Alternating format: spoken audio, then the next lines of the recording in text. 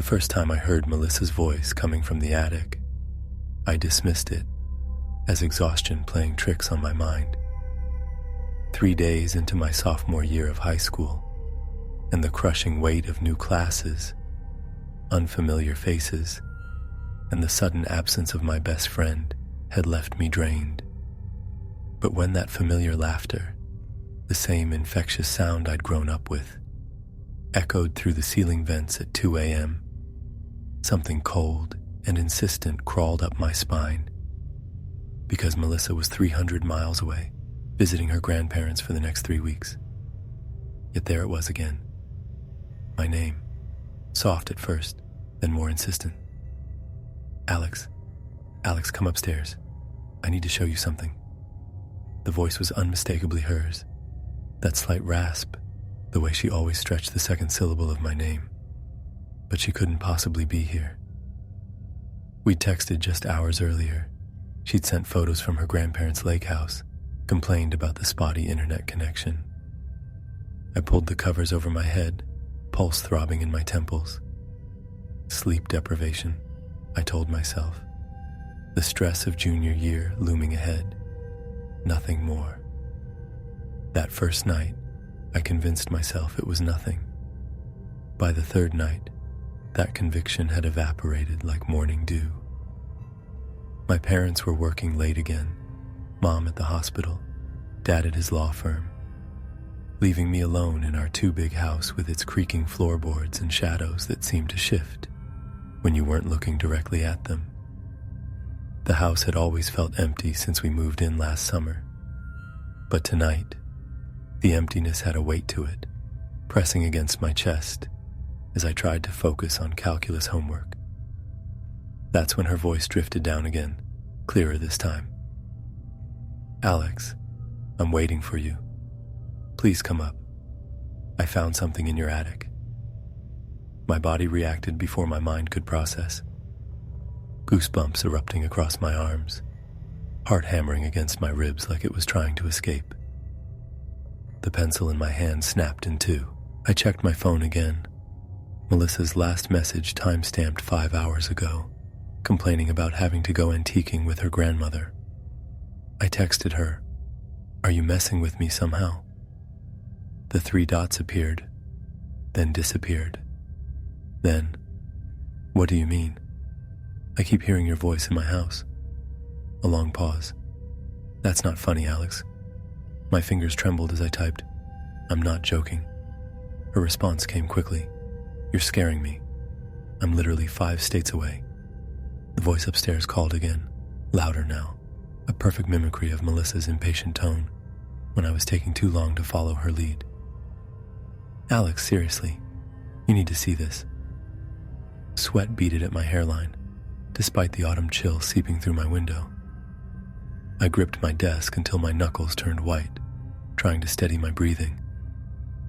Logic fought against primal fear in my mind. Someone was playing an elaborate prank, or I was hearing things. The start of some mental breakdown brought on by stress and isolation. But what if Melissa was somehow here? What if something had happened to her? And this was... No, I couldn't even complete that thought. The next day at school, I was a hollow-eyed shell. I caught concerned glances from teachers as I stumbled through classes, jumping at the slightest sounds. When my chemistry partner dropped a beaker, I nearly screamed. The school counselor stopped me in the hallway, asking if everything was all right at home. I mumbled something about insomnia and hurried away. That night, my parents announced they'd be attending a conference over the weekend. 2 more nights alone in the house. 2 more nights with whatever waited in the attic. I prepared methodically. Flashlight, baseball bat, phone charged to 100%. I even considered calling someone to stay over, but who would believe me? How could I explain the voice of a girl who was demonstrably hundreds of miles away? As darkness settled, the house seemed to contract around me. The subtle sounds of an old structure, the hum of the refrigerator, the tick of the water heater, the whisper of wind through poorly sealed windows, all amplified in my hyper-aware state. 10:47 p.m. I heard the first creak above my bedroom. Not her voice yet, but movement, deliberate footsteps tracking across the attic floor. My throat constricted, my mouth dried up like sun-baked clay. The bat felt useless in my sweaty grip. 11:23 p.m. Alex. Her voice, but different now. Stretched thin, like taffy pulled too far. Alex, I've been waiting so patiently. Something scraped across the ceiling. Long, dragging movements, punctuated by soft thumps.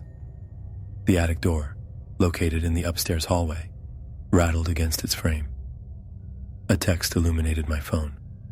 Melissa, you're seriously freaking me out with all this. My parents won't let me call you this late. Are you okay? I couldn't respond. My fingers had gone numb. At midnight, I found myself standing at the base of the pull-down attic ladder, drawn there by some mix of terror and desperate curiosity. The flashlight beam trembled violently in my hand, casting manic shadows down the hallway. With one hand gripping the ladder, I hesitated. Above me, something shifted. The air from the attic opening carried a strange scent, like wet soil and copper pennies. Alex, I'm waiting.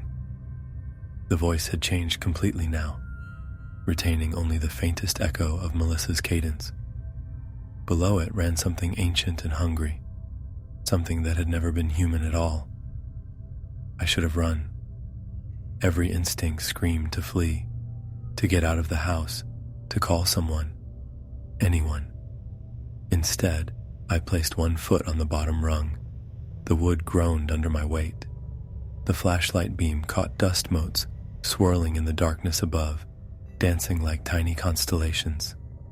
As my head cleared the attic opening, the beam swept across stacked boxes, old furniture draped in sheets, the collected debris of suburban life.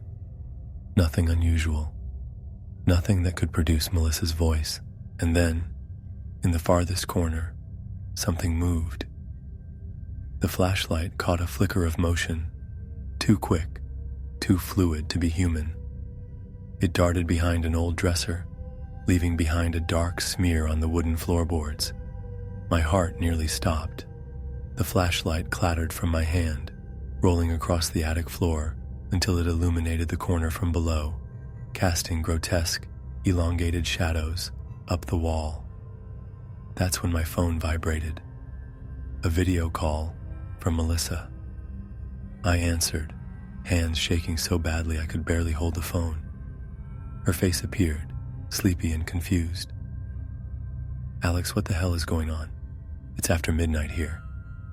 She froze, eyes widening as she stared past me, at something over my shoulder. Her mouth opened in a silent scream. I felt it then. Cold breath on the back of my neck. The flashlight on the floor cast my shadow large against the wall, but behind it was another shadow. One that didn't belong to me. One that had Melissa's silhouette, but stretched and distorted, limbs too long, fingers like needles reaching for my shoulders. I never went back into that attic again. I refused to sleep in the house until my parents installed security cameras. Cameras that never caught anything unusual. Melissa returned from her trip, swearing she never saw anything on that video call, that her connection had simply dropped. But sometimes, late at night when I'm alone, I hear soft footsteps tracking across the ceiling above my bed. And sometimes, when I check the home security app on my phone, I catch a glimpse of something with Melissa's face and not Melissa's eyes, staring directly into the camera, lips forming my name, and I know it's still waiting for me to come upstairs. The smell hit me first. Decay mixed with something else, something chemical and wrong that shouldn't exist in nature. The abandoned River Point summer camp had been waiting for 20 years, slowly rotting back into the earth beside the murky river that gave it its name. As I stood at its entrance with my cousin Mark, I couldn't shake the feeling that the place itself was watching us, waiting to see what we would do. I'd seen the camp in old photographs, cheerful cabins painted bright blue, a wide dock stretching into clear water, children playing on well-kept grounds. Now everything slumped in various stages of decomposition. The administration building's roof had partially collapsed. Weeds grew through the cracked concrete paths. The river had swollen over the years, reclaiming parts of the property in stagnant pools that bred mosquitoes and reflected the cloud-heavy sky. Mark nudged my shoulder and pointed toward the mess hall, its windows broken, but door surprisingly intact. He reminded me of the stories, how the camp had closed suddenly after that final summer, how the owners had disappeared without explanation, how locals claimed to hear laughter sometimes when the wind blew a certain way. I told him to shut up. We were just here to explore and take some photos for his urban exploration blog. Nothing more. The floorboards of the mess hall creaked under our weight, releasing the smell of mold and wet wood. Light filtered through broken windows in dusty columns, illuminating decades of neglect. Tables were still arranged in neat rows, as if waiting for campers who would never return. A large kitchen area was visible through a serving window, its counters covered in rust-colored stains that I told myself must be oxidation from leaking pipes. Mark wandered ahead while I examined a bulletin board, still displaying faded activity schedules and weather-worn photographs. Something caught my eye. A child's drawing, yellowed with age, but somehow less faded than everything around it. It depicted stick figures standing around a misshapen, elongated black form by the river. The longer I stared at it, the more my brain struggled to make sense of the proportions. I turned away, suddenly unsettled. That's when I noticed the footprints. Not ours. These were older, but not ancient. Distinct impressions in the dust led toward a door marked kitchen storage. More disturbing was what lay beside them. Fresh apple cores, not yet browned, and the unmistakable packaging from a modern energy bar. My skin prickled with goosebumps. I whispered to Mark to come look, pointing at the evidence. His eyes widened, and he mouthed the question I was thinking. Someone's living here. We approached the storage room cautiously. The footprints entered but didn't exit. The door was closed but not latched. From inside came a faint scratching sound, rhythmic and deliberate. Mark reached for the handle, his hand trembling slightly. I wanted to tell him to stop, but curiosity overpowered my growing dread. The door swung open to reveal darkness and the overwhelming stench of river mud and something else, something animal and raw. Our flashlight beams cut through the gloom, revealing shelves stocked with canned goods, some new, some ancient.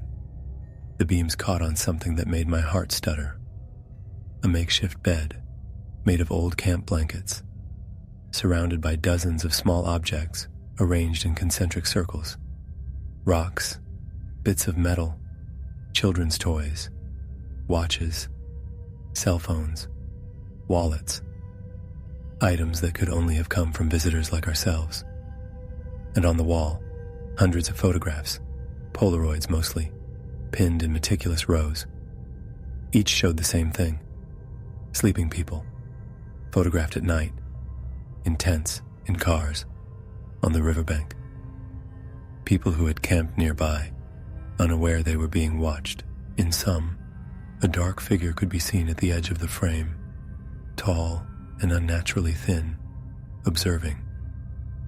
My hands began to shake so violently that the flashlight beam danced wildly across the images. Mark grabbed my arm, his fingernails digging painfully into my skin. In the silence, we heard it, breathing. Not from the storage room, but behind us. A shadow fell across the doorway, impossibly elongated, like the figure in the child's drawing. The silhouette was human-shaped, but wrong, the proportions distorted, as if viewed through warped glass. My mind refused to process what my eyes were seeing. The figure blocked our exit, swaying slightly, its movements jerky and unnatural. We bolted toward the kitchen's back door, abandoning our backpacks, phones, and flashlights. I collided with a metal shelf, pain exploding in my shoulder, but fear propelled me forward. Behind us came a sound, not footsteps, but a wet sliding noise, punctuated by clicks. My cousin's panicked breathing matched my own as we burst through the exit and ran toward the perimeter fence. I didn't look back until we reached the car, my lungs burning and legs weak from exertion. The camp stood silently in the fading light, no movement visible from its decaying structures. Mark fumbled with the keys, cursing through gasps. As the engine roared to life, I caught a glimpse of something in my peripheral vision. A thin, elongated shape, watching from the tree line. When I turned my head, it was gone. We never spoke about what we saw at River Point. Mark abandoned his urban exploration hobby. I moved to another state. Sometimes when it rains, I dream of that storage room and wake feeling watched. I've researched missing persons cases near the river and found too many to be coincidence.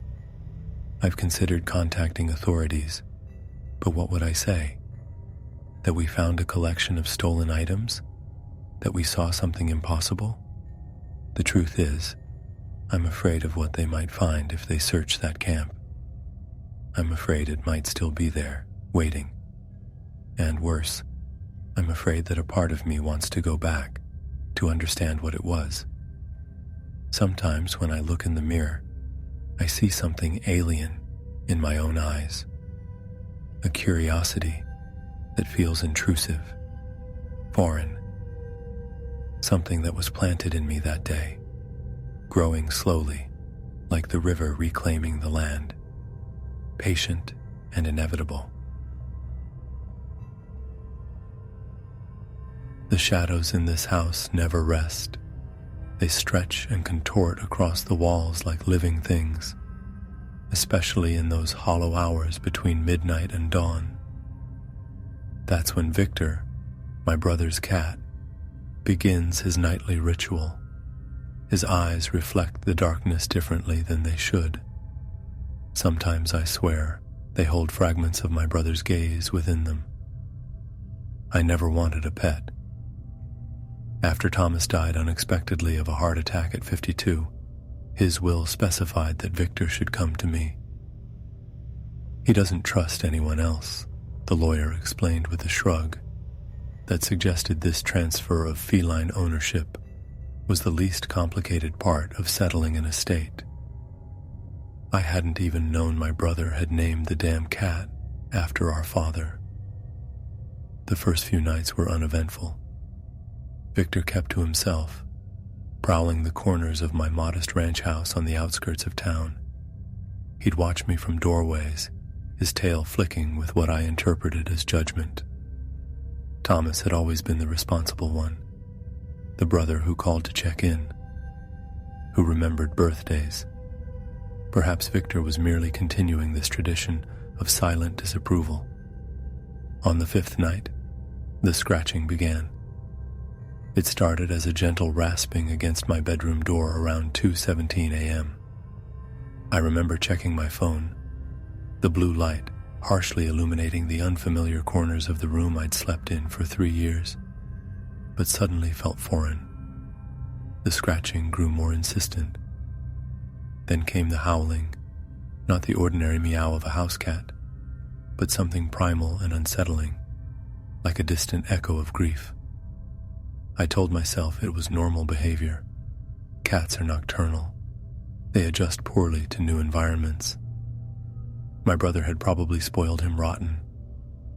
I pulled the pillow over my head and eventually drifted back to sleep, dreaming of Thomas standing at the foot of my bed, his mouth moving without sound.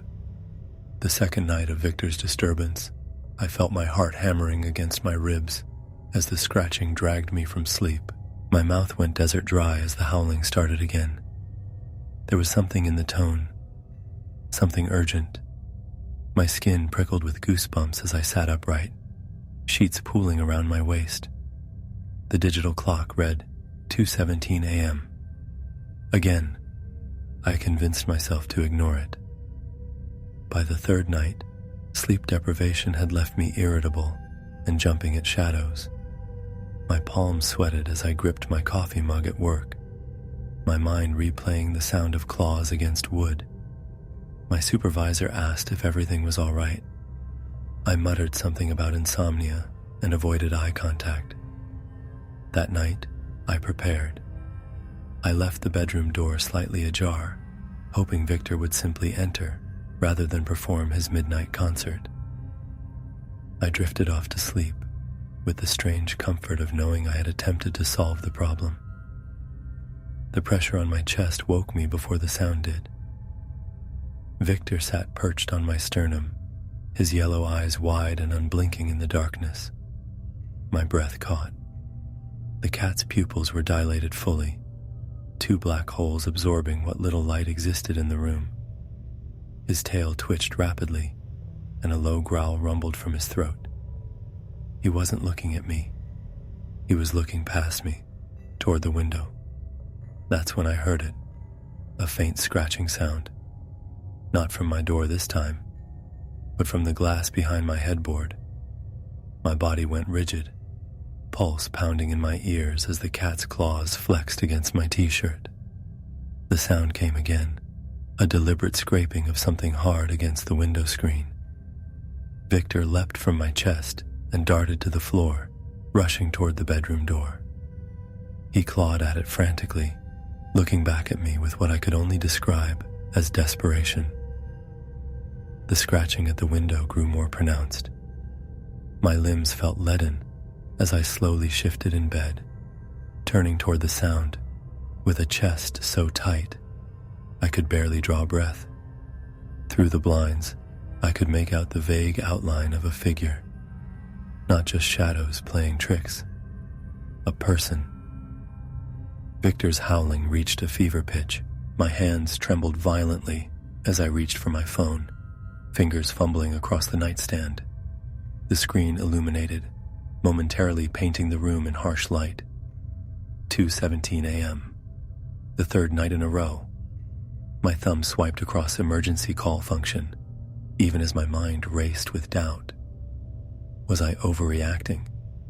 Was Victor causing me to hallucinate from sleep deprivation? But the scratching continued, followed by a distinct metallic sound, the window lock being tested. I whispered my address to the dispatcher, my voice a ragged thing I barely recognized. The operator assured me officers were on the way.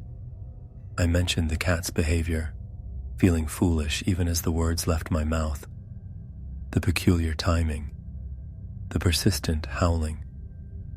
How he'd never done this before. Victor suddenly went silent. The scratching stopped. I held my breath, sweat coating my back despite the cool air.